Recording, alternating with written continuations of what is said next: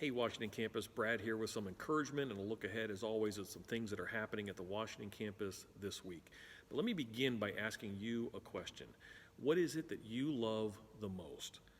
What is that one thing that you love more than anything else?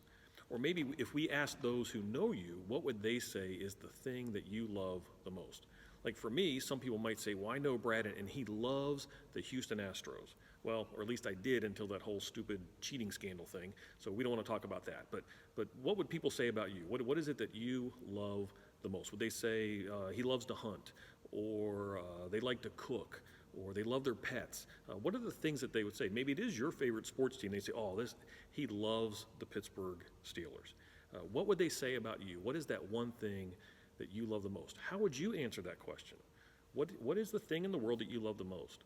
Well, for many of us, we might say we love our family, our parents, our kids, our grandkids, our cousins, our extended family. We love our family. We know that that's probably the right answer, a good answer. We know what's interesting about that in Luke chapter 14, verse 26, Jesus said, if anyone comes to me and does not hate his own father and mother and wife and children and brothers and sisters, yes, and even his own life, he cannot be my disciple. Well, what did Jesus mean when he says this? Certainly he doesn't really want us to hate our family, does he? Well, the answer is no, because that would be a violation of God's law. But what Jesus does mean is that in comparison to all other relationships, our love for him should be so strong that it would be as if we hated these other relationships.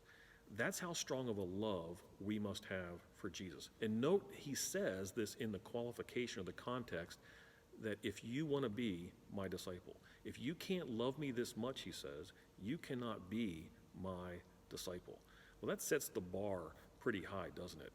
And so the question for you and for me is, do we love Jesus that much? You see, Jesus had a way of talking that got people's attention, that made them say, wait, what did he just say?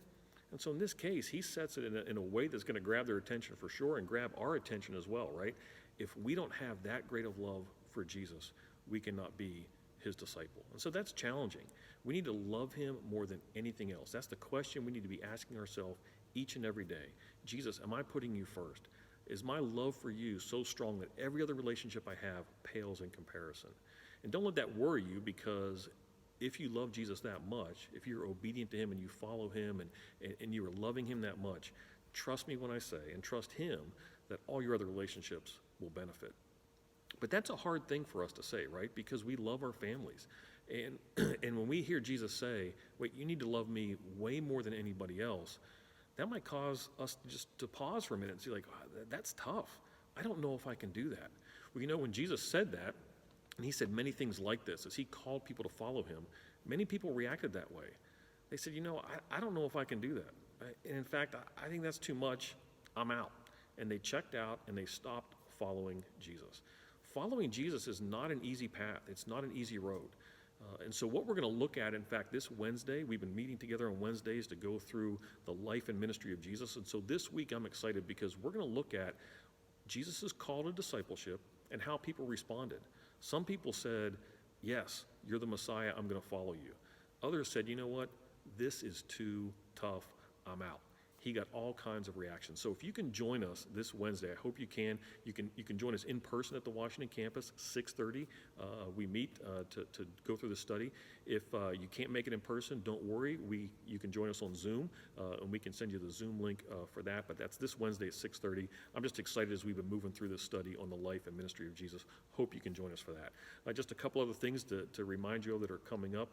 Be in prayer. Our women's ministry is having the retreat this coming Saturday. So excited about that. They put in a lot of effort. A lot of ladies going to be coming for that. We want to be praying for them. That it's just a fantastic day of God working in the lives of these women. And as always, hope you can join us this coming Sunday. Remember, we're back to our original service times, 9 a.m. and 10:45, our services on Sunday morning. So hope you can join us for that. And again, as always, until I see you again, let's press on.